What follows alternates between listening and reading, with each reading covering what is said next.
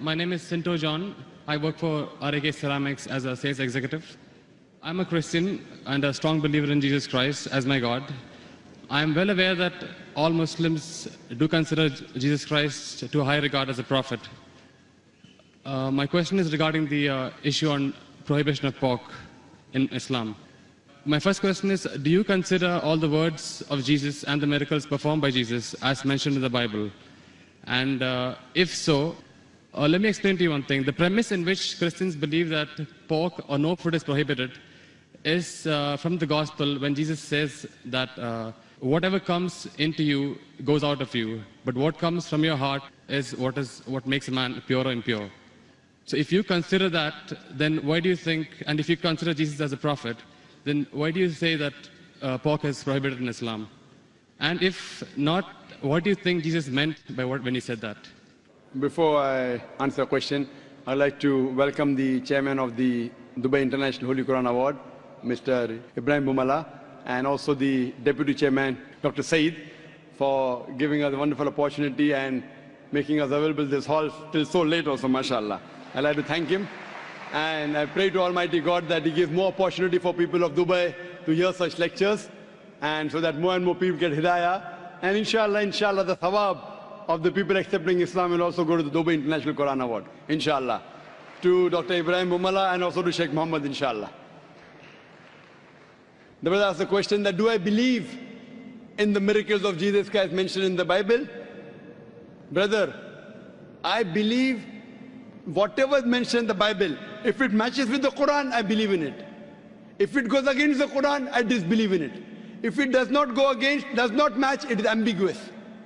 Whatever is matching with the Quran, I believe in it. As far as the second part of the question is concerned, that you say regarding the prohibition of pork, it has been nullified because Jesus Christ, peace be upon him, says, whatever comes in to you goes out, and main thing is from your heart. How does this nullify? You fail to realize that means you are not reading the Bible. Jesus Christ, peace be upon him, said in the Gospel of Matthew, chapter number 5, verse number 17 to 20, it says, think not that I have come to destroy the law of the prophets. I have come not to destroy but to fulfill. I have come not to destroy but to fulfill. Whosoever shall break one jot or tittle from the law, he will be called least in the kingdom of heaven. That means you cannot break one jot or tittle from the law. That's what Jesus Christ, peace be upon him, said. Now you pick up another verse and says, what comes into you goes out, what is from your heart, you can have pork. Where does it mean you can have pork? You're contradicting your God, Jesus Christ, peace be upon him. It says, think not that I have come to destroy the law of the prophets. I have come not to destroy but to fulfill. Unless the heavens and the earth pass away, not one jot or tittle can pass away from the law until they are fulfilled. And whosoever shall break one law or tittle, he shall be called least in the kingdom of heaven. Whosoever shall keep it and teach men the same, they shall be called great in the kingdom of heaven. Unless your righteousness exceeds the righteousness of the scribes and the Pharisees, in no way shall you enter the kingdom of heaven. So if you want to go to Jannah, you have to be better than the Jews. You have to follow each and every commandment of Moses, peace be upon him. This is the teachings of Jesus Christ. Gospel of Matthew, chapter number 5, verse number 17 to 20. Okay, if that is so, then what do you think he meant when he said that whatever you eat comes in, whatever comes in out and goes out of you, what is from your heart is what decides what is pure or impure? It is simple. What comes in goes out. What's the problem in that? No, whatever you eat goes out. Is there any problem in that? No, it was asked in relevance when Jesus' disciples were questioned by the Jews that why are they not following the traditional ceremony of washing their hands before eating food. That's when Jesus replied that don't you understand that what you eat doesn't matter if it is pure or impure. What you eat, it goes into you and comes out of you. He didn't say it doesn't matter what you're eating is pure and impure. That's your saying. It's not mentioned in the Bible that way. No, it is mentioned in the Bible that what you Does eat... it say that whether what you're eating is pure or impure doesn't matter? Does it say that? No, it doesn't say. I'm sorry. So please don't put your words in the Bible, please. Fine. But what I'm quoting is verbatim. Fine. You can check up. I'm quoting from my memory. I don't have the Bible in front of me. But you're saying, you're putting your words into the Bible. No, but he definitely said that what you eat comes out of you. Of course, what you eat has to come out. What you eat has to come out. We are human beings. He wouldn't simply state that for, I don't know, for no man's sake. It is simple. What you eat comes out simple. Your heart means it is from your heart. That means your heart should follow the commandment. No, Because what Jesus he- Christ, peace be upon him, said earlier, don't break one jot or tittle. So if your heart is in it, you will not break a single jot or tittle. Simple explanation. Fine, You but don't you have to be a doctor of divinity.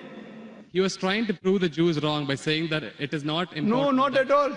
He wasn't trying to do that. That's what you think. That's what the church tells you. It's plain black and white. No, Jesus said you cannot break one jot or tittle from the law. So where is he telling the Jews to break the law of Judaism? He's not telling that. He is not giving any indication for the Jews to break the laws of Judaism. He is telling them to obey. It is your understanding of the Bible. Nowhere does the Bible say that. He did think that the Jews were not completely obeying the laws. Correct, I agree with you. They were not completely obeying because they did not believe in the fulfillment of the Messiah. Because the Jewish scripture says there's a Messiah to come. We Muslims, we believe in it. The Jews don't believe. So he was trying to explain to them, I am the Messiah. But that doesn't mean he was trying to break the laws of the Jews. He was trying to fulfill. Think not that I have come to destroy the law of the prophets. I have come not to destroy but to fulfill. Simple. I am asking you, do you have pork, brother? I'm sorry? Do you have pork? Yeah, occasionally. That means you're not a good Christian. You're not a good Christian. Even occasionally you break one law or tittle, you shall not go to Jannah. Not Quran says that, Bible says that. Even if you have pork and you break one law or a tittle, you shall not go to paradise. You shall not enter eternal life. And you said that you are a practicing Christian. You said you believe Jesus Christ is God. I don't believe Jesus is God, but I follow his teachings. I love him more than you. This is what Jesus said. It's from the heart. This is the explanation of your words. It's from my heart. I love him. I love Jesus Christ. Peace be upon him. Do you? I don't think so. It is I theoretical, not I from do. your heart. Verbally, yes. No, I do, very strongly. So if you strongly believe in Jesus Christ, peace be upon him, why are you disobeying him? Why? Why are you disobeying him? I don't think I am disobeying him until now. But I'm quoting you from the Bible, Gospel of Matthew chapter 5 verse 17. Think not I have come to destroy the Okay. law of the prophets. And Okay. I've given you quotation from Leviticus chapter 11 verse 7 to 8, Deuteronomy chapter 14 verse number 8, Book of Isaiah chapter 65 verse number 2 to 5. References. Okay, if that's the case, in the Old Testament it is said that an eye for an eye, a tooth for a tooth. But what did Jesus Christ say? If somebody slaps you, show him the other side. Now isn't that like a defying of the law? No, Isn't it's that a not correction? defined. I will give you. What you're quoting is references from the Gospel of Matthew chapter number 5 verse number 38. Okay. I will give the quotation. I It has- don't want the quotation, I want the answer for my question. But first I'll give the quotation reference, then I'll give the answer. Na? Fine, fine. I always give with proof. You believe without proof, you can do that. I'm a man of proof. With references from your scripture. Okay. Gospel of Matthew chapter number 5 verse number 38. It has been said of the old times that an eye for an eye and tooth for a tooth. But I say unto you, whosoever takes a shirt, give him the cloak. Whoever walks with you 1 mile, walk with him twain. Whosoever offers you one cheek, offer him the other. That's it. It doesn't mean that he's going against it. But He's is showing there- it has been said of the old times. But those two laws don't correspond. They are totally different. They're totally against each other. But those things, what Jesus Christ, peace be upon him, said, it's trying to get remedy. People misunderstood. They misunderstood the law. An eye for an eye and tooth for a tooth means there should be justice. That doesn't mean someone by mistake, a child is playing cricket and if the ball hits the eye, that doesn't mean you break his eye. People misunderstood the message. He was correcting it. Same way how you misunderstood the message that Jesus said had pork. Where did he say have pork? It means that people misunderstood. They are following the law by the letter, not by the spirit. What you have to realize that it means that if by mistake someone is playing cricket and suppose the ball hits the eye, that doesn't mean that you have to take the eye of the boy. So you have to follow the law in the spirit. And you have to see the meaning of it. That's important. That's what Jesus Christ, peace be upon him, tried to explain. I'm asking the question, will you follow Jesus Christ, peace be upon law today? If someone slaps you on one cheek, will you offer the other? There are many people waiting in the queue. Will you do that? I'm sorry? There are many people waiting in the queue. Okay. Will you follow Jesus' law? If someone slaps you, will you offer the other?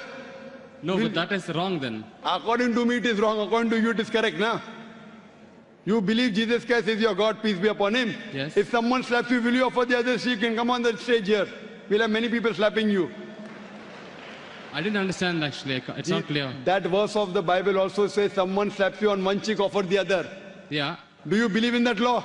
I do, yes. So if someone slaps you, will you offer the other cheek? Exactly. If I don't, that means I'm disobeying his laws. That's it. Okay, suppose if I tell that from today, everyone will come and hit you on the cheek. Maybe once or twice you'll offer. Will you offer always? Well, that depends on my depth of the faith. I mean, if I'm really strong believer, then I would definitely offer. Is any Christian worth the name born today who will keep on offering his cheek? I have not met anyone. Do you agree that 30,000 people here, 30,000 slaps, will you take? But believe me, there are really true believers who would. I am asking you, will you leave us as others? Will you? I don't know. That means not a believer.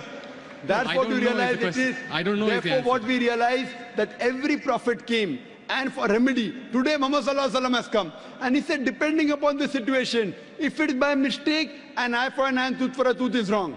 If it is required, sometimes you can offer your cheek, but not always. If you offer the cheek, where is justice?